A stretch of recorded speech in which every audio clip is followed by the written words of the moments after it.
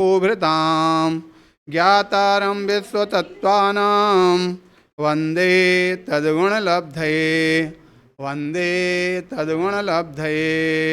बोले अनंतानंत परम सिद्ध भगवान की, ऋषभादि 24 तीर्थंकर भगवान की, आचार्य भगवान उमा स्वामी महाराज की, आचार्य गुरुदेव राग सागर जी महाराज की, अहिंसामयी विश्व धर्म की।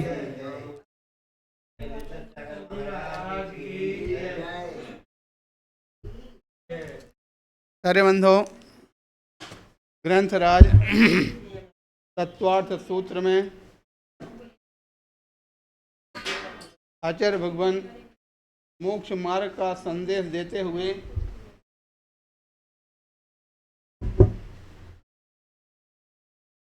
भव्य जीवों का कल्याण कैसे हो इस बात का उल्लेख करते हुए बता रहे हैं। उस क्रम में 7वें अध्याय में पहले तो श्रावक के व्रतों का उल्लेख किया और श्रावक के व्रतों के पश्चात व्रत के पालन करने में कौन कौन से दोष उत्पन्न हो सकते हैं, उन दोषों को निराकरण करने का भी संदेश दिया था।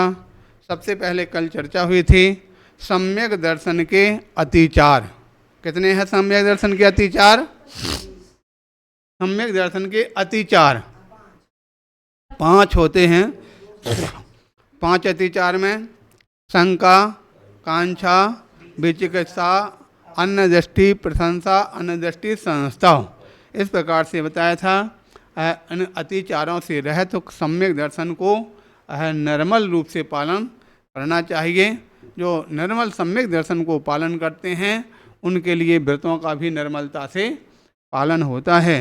इसके पश्चात आगे बताया गया था कि सभी व्रतों के कितने 5 अतिचार होते हैं। साथ ही बताया गया था कि जब भी व्रती के लिए व्रतों को धारण करके उसमें ही संतुष्ट नहीं रह जाना, व्रती को हमेशा ये भावना भाना चाहिए कि हे भगवान, मेरा जब अंतिम समय हो तो समाधि अच्छी तरह से हो। क्योंकि चाहे श्रावक हो या साधु हो, जब भी वह संयम धारण करते हैं तो उस संयम धारण करते समय उस समय से ही लक्ष्य क्या होता है, हमारा समाधि सहित मरण हो। इस प्रकार की भावना को लेकर के इसीलिए प्रतिक्रमण करते हैं तो भक्तियाँ पढ़ते हैं तो सभी अंचलिकाओं में इस बात का तो उल्लेख आता ही आता है। दुख खो कम खो सुगमनम समाहिमणम जिनगुण संपत्ति हो मध्यम।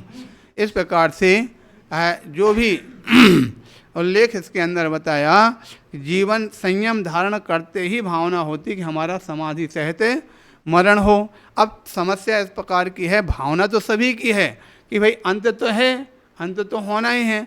अब वो अंत जब होना है तो कैसे हो, समाधि सहित मरण हो। अब हो कैसे? तो अब उस प्रकार की स्थिति 2 प्रकार के जीव होते हैं।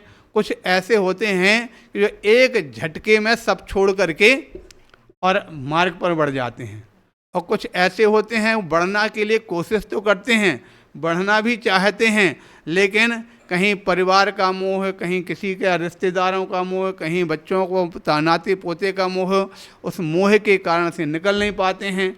और कभी ऐसा भी होता है अपने स्वयं के अंदर दृढ़ता जब तक नहीं आ पाती है तब तक निकल नहीं पाते हैं, ठीक है। किंतु जिसके अंदर दृढ़ता आ जाती है तो दृढ़ता आने वाला कोई कितना भी रोकने की कोशिश करे, कोई कितना भी बांधने की कोशिश करे, वो रुकता नहीं है। हम जब भी जंगल जाते हैं तो आपस में लोग आप बात करते रहते हैं, बोले अच्छा अब तो आपको बुढ़ापा आ गया, आप तो बाल कम रह गए, ऐसा करो छोड़ दो, दीक्षा धारण कर लो, ऐसा कर लो। महाराज लोग भी अब किसी को मिलता ऐसा करो, तुम दीक्षा ले लो, तुम संग में आ जाओ तो ऐसा कर लो। ध्यान रखना, कोई कितना भी कोशिश कर ले, जब तक उसके लिए पुण्य का उदय नहीं आया तब तक वो घर के लोग छोड़ के भी चले जावें तो भी नहीं रुकेगा, छुप जो बाकी चला जाएगा। किंतु जिसका पुण्य का उदय हो रहा है उसको लोग बांध करके भी रखें तो भी वह नहीं रुकेगा। हमेशा इसी प्रकार की स्थिति होती है। हमारे महाराज याद दिला रहे हैं। एक ब्रह्मचारी भैया थे हमारे पास साथ में, विकास भैया, उनकी पत्रिका छप गई, दीक्षा होने वाली है। दीक्षा होने के बाद सम्मेद शिखर की यात्रा करने गए। सम्मेद शिखर की यात्रा के पश्चात आकर के बोले एक बार घर होकर के आ जाएं, रहली जा कर के पहुँचे। उस समय पे 3 अथवा 5 दीक्षा होने के बाद चल रही थी, तो उसमें हमको लगता इस प्रकार की स्थिति बिगड़ी, वो पता नहीं क्या निमित्त मिला कि एक तो जो अपने विबुद्ध सागर जी बन गए, उनके घर से वहाँ से लौट कर शिखर जी से लौट के घर पहुँचे, मालूम चला घर पे पहुँचे उनकी मम्मी का स्वर्गवास हो गया। घर पहुँचते हैं, घर पे हैं तो सूतक लगे गई, और उसी तारीख में लगभग 13 दिन उसके कम बचा था समय, तो सूतक लग गया, उनकी दीक्षा नहीं हो सकती है। विकास भैया घर पे पहुँचे तो आस पड़ोस के लोगों ने उनको समझाना पड़ा, उनको तुम्हारी आंखें कमज़ोर हैं, देखो चश्मा लगाता है, इतना छोटा सा है, अभी 17 साल का है, 18 साल का है, आप क्यों दीक्षा लेगा, आप कोई बात दीक्षा कोई बड़ी जा रही का, दीक्षा ले लेना। बोले नहीं, अंत में वो का मजबूत हो रहा कि चलो वो गुरु जी के पास जाएंगे, उसके बाद फिर बाद में बात करें। वहाँ पर लेकर भाई को लेकर के आया। यहाँ आने के बाद पश्चात परवा उसका भी मन बदलने लगा, भाई कुछ दिन रहें, बाद लें, कुछ दिन लेंगे। तो हमने उसको समझाने की भी कुछ भी ले, जब तब निश्चित हो गया, सब पत्रिका में आ गए, सब कुछ आ गया तो ले लें। तो बोले नहीं नहीं हमको तो लेना तो है, लेकिन अब कब लेंगे, अभी मना कर रहे हैं, भैया लोग मना कर रहे हैं। हमने कहा अच्छा ठीक है तुरंत लेना ही कुछ नहीं। इसने वो बोले अच्छा ठीक है भैया जा रहे हैं, हम उनको छोड़ करके आ जाते हैं। वो भैया को छोड़ने के लिए गए तो छोड़ने के साथ साथ वापस हाँ, आज तब से लेकर वो ब्रह्मचारी बन करके जब जगह जगह घूम रहा। दोबारा एक बार संघ में आया, 2 बार आया, फिर से रहना है। हमने कहा रहना तो हम कब तक तुमको ब्रह्मचारी बना कर रखेंगे, अगर रहना है तो एक निश्चित कर लो कि हम इतने समय में दीक्षा ले लेंगे, 1 साल 2 साल 3 साल 5 साल, इस प्रकार से बोले नहीं ले लेंगे। अब ये नहीं कह सकते कब लेना, लेना तो है ले लेंगे, कब लेना। तो बाद में फिर वो समस्या वही रहती है आपस में एक दूसरे की। तो बोले ना इस प्रकार से रहता है, इनके साथ करता है, इस प्रकार से उठा यहाँ की बातें करता। अंत में वो नहीं हुआ, इधर उधर कभी किसी महाराज के पास, कहीं किसी आश्रम में, कहीं किसी स्थान पर जा कर के घूमते रहते। हाँ, तो आगे कहने का तात्पर्य है कि जब जीव का पुण्य का उदय होता है तो 1 मिनट नहीं लगता, और जब पुण्य का उदय नहीं होता है तो कोई कितना भी उसको बांधते रहें, कितना भी उसको। और भी कई एक ऐसे व्यक्ति हुए हैं, हाँ बोले माता जी याद दिला रहे हैं, बोले सपना दीदी उनका भी दीक्षा फाइनल हो गई। गिरनार जी की यात्रा, हमको हवाई जहाज़ पर बैठना है, हवाई जहाज़ से बैठा के हवाई जहाज़ की यात्रा कर लो। लौट करके वो घर पे गई, भैया ने मना कर दिया, नहीं अभी नहीं लेना, अभी कुछ रुक जाओ, एक आध भतीजियों की शादी हो जाने तो उसके बाद वो आकर के अंत में बदल गई। दूसरी बार जब दीक्षा माता जियों की हो रही थी तब भी वही बात आई, चलो अब ले लो, नहीं हम उनके साथ में लेकर क्या करें, उनसे वो इतने कमज़ोर हैं, उनसे चला नहीं जाता, उनसे नहीं होता। उल्टा काम हो गया, वो तो सब चल लेते हैं, वो इतना ज़्यादा चल लेते हैं, और जो चलने वाले का बात करते थे वो उनके लिए अब 1 किलोमीटर भी चलना मुश्किल हो गया, और उनको उठना बैठना भी मुश्किल हो रहा। इस प्रकार से कहने का तात्पर्य है हमारे विभोर सागर जी देखते ही देखते 1 घंटे के अंदर मुनि महाराज बन जाते हैं। विशाल सागर जी निकलने की बात आई, खूब रोकने की कोशिश की, आगे बढ़े तो बढ़ते, यानी कोई भी हो ऐसा जिसके रोकने की बात नहीं करते। विपिन सागर जी कितनी समस्या हुई, लेकिन मजबूत रहे, महाराज आप जो हमें आशीर्वाद दो, हमको करना है तो हो गया। और जो थोड़ा सा लोगों की बातों में आ जाते हैं, हाँ विलक सागर जी इतने समय से चले ही रहते हैं, तो जो बातों में किसी के आ जाते हैं तो वो रह जाते हैं, और जो एक झटका लगा करके दृढ़ होकर के नहीं जो होगा तो देखा जाएगा। हम तो ये बोलते हैं मनुष्य जीवन का सबसे उच्च पद है, मनुष्य जीवन का सबसे उच्च पद है नमो लोहे सभ्य साहुड़म। और उसके साथ ही साथ हम तो लगता है कई बार बात आती है, वो इतना उच्च पद है कि आचार्य उपाध्याय का भी उसके सामने कहीं नहीं लगता। अंत में आचार्य उपाध्याय को भी अपना पद छोड़ करके मुनि बनना पड़ता है, ठीक है। इसलिए ये आचार्य उपाध्याय कोई पद नहीं है, ये तो व्यवस्थाओं के लिए बनते हैं। वास्तविक पद तो मुनि ही है, इसलिए चत्तारी मंगलम, अरहंत मंगलम, सिद्ध मंगलम, साहु मंगलम, केलवी पंडितो धम्म मंगलम, ठीक है। तीसरे नंबर पे क्या दिया, साहू मंगलम। साधु मंगल दिया, आचार्य मंगल नहीं दिया, उपाध्याय मंगल नहीं दिया, सब साधु मंगल दिया। साधु मंगल ये सबसे बड़ा मंगल है। इसलिए साधु मनुष्य जीवन का सबसे बड़ा सार है। मनुष्य जीवन को पा करके जिसने साधु बन करके संलेखना कर ली, बस समझ लीजिए उसका भाव से संलेखना करने वाले का 7-8 भाव में निर्माण हो जाता। अगर और भी अगर ज़्यादा चलता तो 32 भाव से ज़्यादा नहीं चल पाता है। 32 भाव के अंदर अंदर नियम से मुक्ति को प्राप्त कर लेता है। इस प्रकार से ये व्रति से महाव्रती बनने की भावना रखना, और महाव्रती बनने की भावना ये शिक्षाव्रत के अंतर्गत आती है। संलेखना धारण की भावना ये अपने कल्याण की भावना से आती है। इस प्रकार से यहाँ पर ये मरणांतिम संलेखना जोशिता, कल इस प्रकार से सूत्र पढ़ा गया था। अब इसके पश्चात आगे अतिचारों का व्याख्यान करते हुए सबसे पहले अतिचार में यहाँ पर बताया जा रहा, कौन से व्रत के अतिचार, अहिंसा व्रत के अतिचार कौन कौन से हैं, किस प्रकार से हैं। इस प्रकार से अहिंसा व्रत के अतिचारों का व्याख्यान बताते। अहिंसा व्रत तो सभी जानते, किसे कहते हैं अहिंसा व्रत है। अहिंसा व्रत किसे कहते, अहिंसा व्रत का मतलब है हिंसा, झूठ, चोरी, कुशील, परिग्रह, इन 5 पापों के त्याग को अहिंसा महाव्रत कहते हैं। एक देश त्याग को अहिंसा अणुव्रत कहते हैं। इस प्रकार से उस जो जीवों की रक्षा ही सबसे बड़ा धर्म है। और उसमें कौन कौन से अत्याचार हो सकते हैं अहिंसा व्रत में, तो यहाँ बताया जा रहा, बंध बधत छेदाति भारारोपणान पान निरोधा। कहते हैं ये 5 अतिचार हैं। सबसे पहले बंध है, दूसरा वध है, तीसरा छेद, चौथा अति भारारोपण और 5वां अन्न पान निरोध। ठीक है। अब अहिंसा में इस प्रकार के 2 संभव हैं। सबसे पहले बंध है। बंध का तात्पर्य क्या है, बांधना। कोई व्यक्ति हैं अपने घर में जानवरों को है पालते हैं तो उनको बांधना पड़ता है। जो बांध रहा है उनकी स्वतंत्रता छीनी जा रही है, इसका मतलब वो अतिचार लग गया उसको। अहिंसा व्रत में अतिचार लग रहा। कोई ऐसा होता है बांधने को, हो सकता है ऐसी सर्विस में है, पुलिस में है, अब वो है तो उसको लो किसी को पकड़ करके बांध करके लाना पड़ता है, ये भी अतिचार के अंतर्गत आएगा। हाँ, दूसरे नंबर पे है बंध बध। बध का तात्पर्य मारना। अब मारना 2 प्रकार का होता,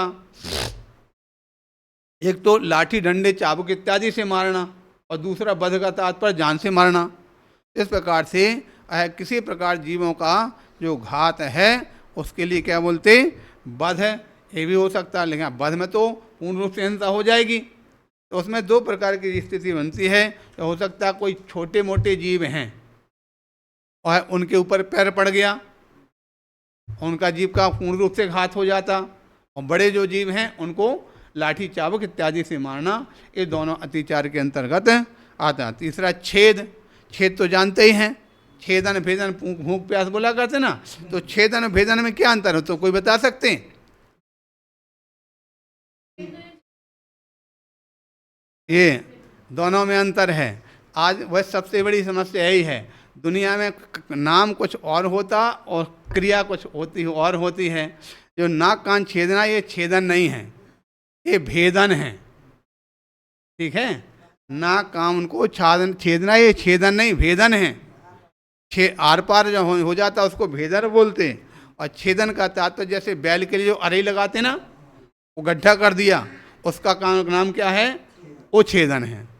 ठीक है, कहीं किस प्रकार से वो ग्रासा लगा दिया, इस प्रकार से कट लगा देते ना, इत्यादि सबको छेदन कहा जाता।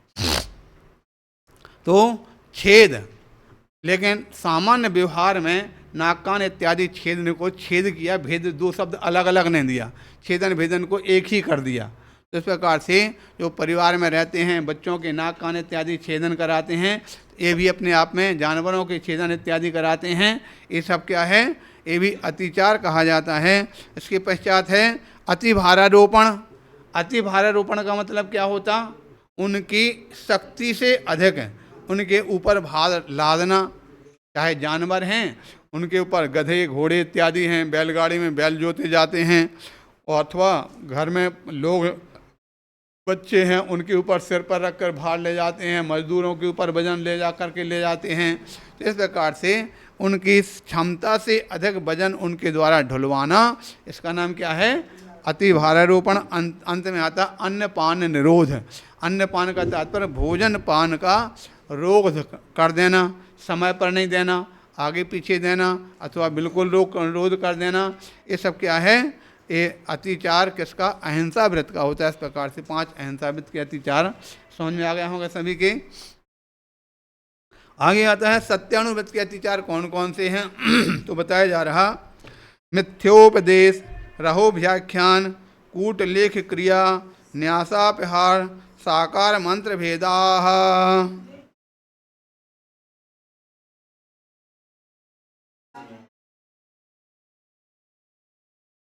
बन जाएगा, एक बार फिर से पढ़ लेंगे। मिथ्योपदेश, रहोव्याख्यान, कूटलेख क्रिया, न्यासापहार, साकार मंत्र भेदाः।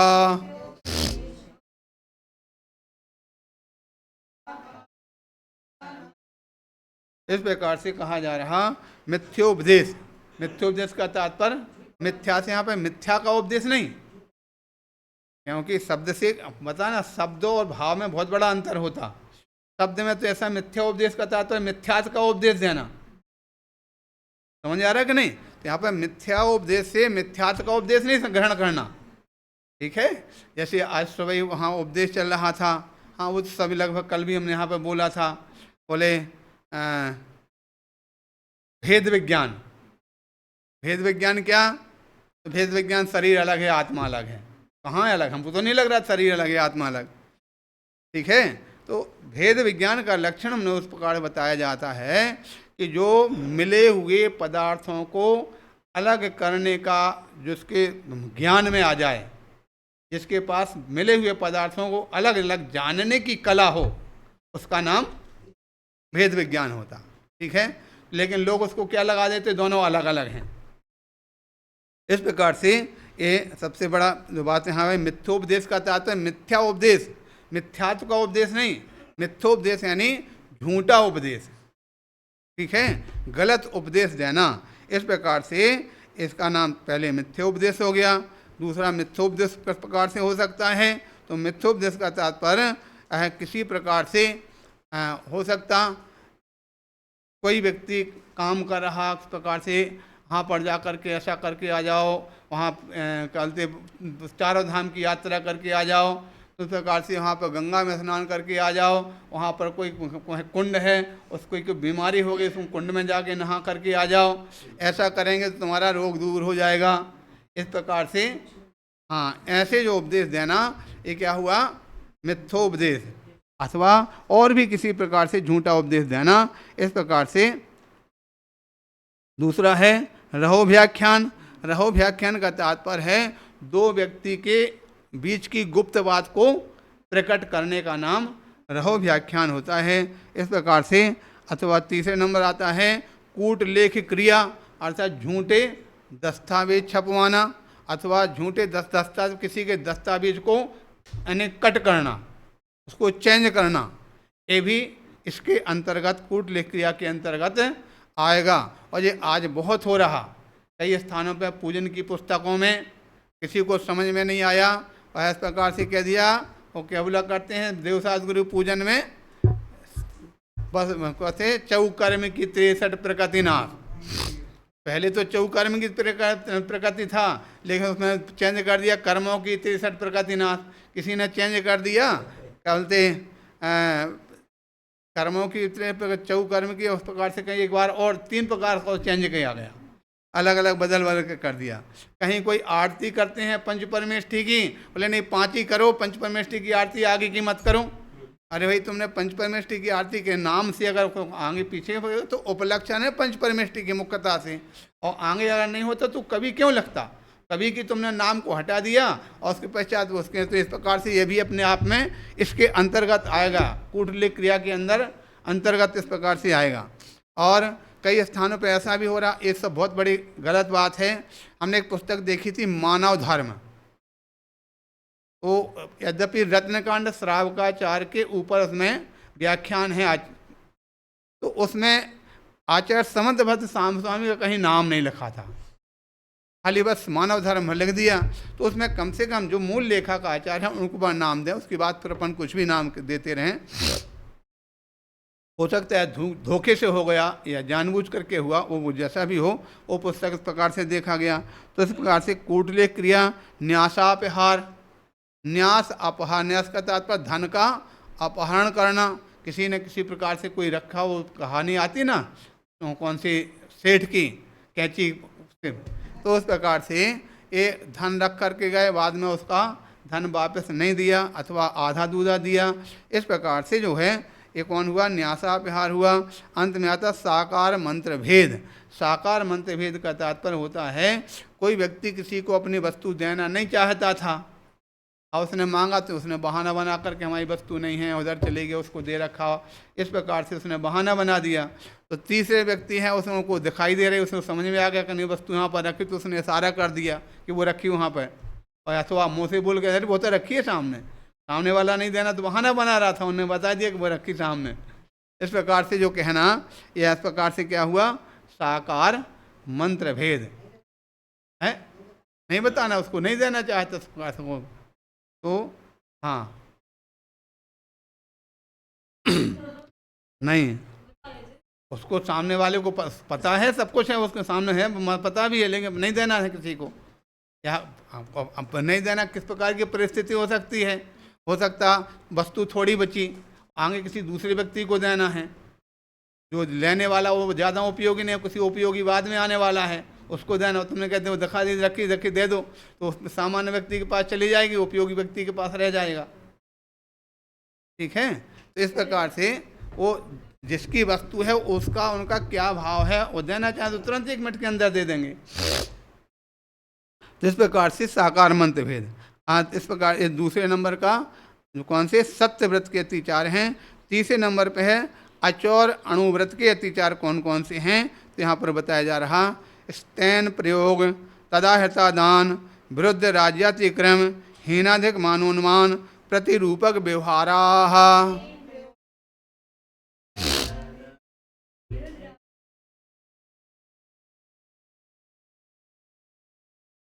इस प्रकार से यहाँ कथन किया जा रहा, अचौर अणुव्रत के अतिचार में स्तैन प्रयोग। स्तैन का तात्पर्य है जो चोरी के वस्तु है, चोरी करने का प्रेरणा देना या उनकी विधि बताना। ठीक है, स्वयं तो नहीं करता है, दूसरों से करवा रहा है, तो इस प्रकार से विधि बता रहा है। इसका नाम क्या है, स्तैन प्रयोग नाम का पहला अतिचार। दूसरे नंबर पे है तदा हतादान, जो चोरी की वस्तु को ग्रहण कर लेना, खरीद लेना, कम भाव में ले लेना, अथवा फ्री में दे रहा तो उसको ग्रहण करना, जानबूझ करके अगर पता है कि चोरी की वस्तु है तो उसको नहीं लेना चाहिए। तीसरे नंबर पे है विरुद्ध राज्यातिक्रम, राज्य के विरुद्ध कार्य करना। ठीक है, राज्य में जो कोई वस्तु किसी प्रकार से जो कीमत की उससे अधिक कीमत ले लेना, अथवा राज्य में कोई वस्तु है उसको वस्तु को समय दिया कितने समय उसको बेचना है, उसको नहीं देना, उसको रोक करके रख लेना कि बाद में बचा लेंगे तो बाद में हमारे लिए उसकी अधिक कीमत मिल जाएगी इत्यादि। जो राज्य के विरुद्ध जो भी कार्य हैं वो सब प्रकार से वहाँ पर आता लोग सामान्य जनता के लिए तो राज्य विरुद्ध हो गया। यहाँ पर संघ में क्या होगा, संघ के विरुद्ध कार्य करना, आचार्य के विरुद्ध कार्य करना, ये सब क्या है, इसके अंतर्गत आएगा। ये तीसरे नंबर विरुद्ध राज्यातिक्रम। उसके पास चौथे नंबर पे आता है हीनाधिक मानोन्मान। ये हीनाधिक मानोन्मान तो सभी जानते हैं, मान और उन्मान। मान का तात्पर्य होता है जो तौलने नापने के बाद, उन्मान का मतलब होता है मीटर इत्यादि। ठीक है, इस प्रकार से मान पद से यहाँ पर पृष्ठ आदि जो काष्ठ धातु इत्यादि के निर्मित मानने वाले जो बर्तन बनाते हैं, पहला चौरी, इस प्रकार से ये क्या हैं, मान होते हैं। ठीक है, और उसके साथ साथ है तो मापने हैं तथा उन्मान पद से तराजू। हाँ, ये उन्मान है। इस प्रकार से मान बोलते हैं जो पहला चौहरी इत्यादि के लिए, और उन्मान बोलते हैं तराजू के लिए। वैसे मीटर इत्यादि को भी इसी के अंतर्गत लिया जाता, कपड़े इत्यादि नापने के हैं उनको भी इसी के अंतर्गत लिया जाता है, ये उन्मान के अंतर्गत आते हैं। इस प्रकार से जो कथन किया गया, ये मान उन्मान इनको हीनाधिक कर लेना। कभी कोई कपड़े का मीटर थोड़ा सा एक छोटा रख लिया, एक बड़ा कर लिया। कितने कितने प्रकार से लोग चालबाजी करते हैं। कहीं कोई तौलने के सिर के नीचे जो सील लगी रहती है उसको निकाल के अलग कर देते हैं, कहीं मापने के जो है उनको छोटा बड़ा कर देते हैं, लेने का बड़ा कर लिया और देने का छोटा कर दिया। ये हीनाधिक मानोन्मान ये भी सब जो अचौर व्रत के अतिचार के अंतर्गत आता है। और इसके अंत में है प्रतिरूपक व्यवहार। ये सबसे बड़ा खतरनाक काम है। प्रतिरूप यानी समानता वाली वस्तु में दूसरी समान वस्तु को मिला करके बेचना। ठीक है, हम उसके तो सभी स्थान पर हमको लगता है ये तो पूरे देश भर में सब जगह आजकल यही चल रहा। हमने बोला था जब से ये पैकिंग का ज़माना आ गया तब से ये काम बहुत ज़्यादा हो रहा। खड़ी चीज़ में तो उतना मानोन्मान प्रतिरूपक नहीं हो पाता, उसमें भी हो जाता। जैसे बताते हैं वो काली मिर्च और पपीते के बीज एक जैसे होते और मिला दिया और चल जाता है। घी में डालडा और मावा में आटा बेसन, मैदा बेसन, आलू, अच्छा आलू अरबी, यानी आलू मिलाते थे यहाँ। आलू तो घी में भी मिलाते, आलू तो घी में भी मिला देते। हाँ, अरे और की चीज़ तो बहुत दूर की। एक बार हमको लगता सुनने में आया था एक व्यक्ति ने गोबर भर के बेच दिया मावा में क्या बोलते जो ठोस रहता ना मावा, उस मावा को क्या किया, बीच में गोबर भर दिया और ऊपर से चारों तरफ से मावा चढ़ा दिया और सूख गया, पक्का हो गया और बेच दिया। और जब जाके वहाँ के मिठाई वाले की दुकान के पास फोड़ा तो देखा उसके अंदर गोबर निकला। इस प्रकार की स्थितियाँ ये बड़ी विचित्र स्थितियाँ होती हैं। तो है मूल्यवान वस्तु में अधिक मूल्यवान वस्तु में कम मूल्य की वस्तु मिला देना, इसका नाम क्या है, प्रतिरूपक व्यवहार। इस प्रकार से आज 3 व्रतों के अतिचारों को यहाँ पर व्याख्यान किया। आगे के व्याख्यान को अपन बाद में करते हैं। कहने का तात्पर्य यह है कि जब कोई व्यक्ति जब संसार छोड़ करके परमार्थ के मार्ग पर बढ़ता है तो परमार्थ के मार्ग पर बढ़कर उसके लिए अपने सत्य और का प्रयोग करना चाहिए, सत्य के आधार पर ही चलना चाहिए। इससे ही जीव का सही रूप में कल्याण हो सकता है। इस प्रकार का हम व्याख्यान किया गया। शेष चर्चा अपन बाद में करते। बोलिए 1008 श्री आदिनाथ भगवान की।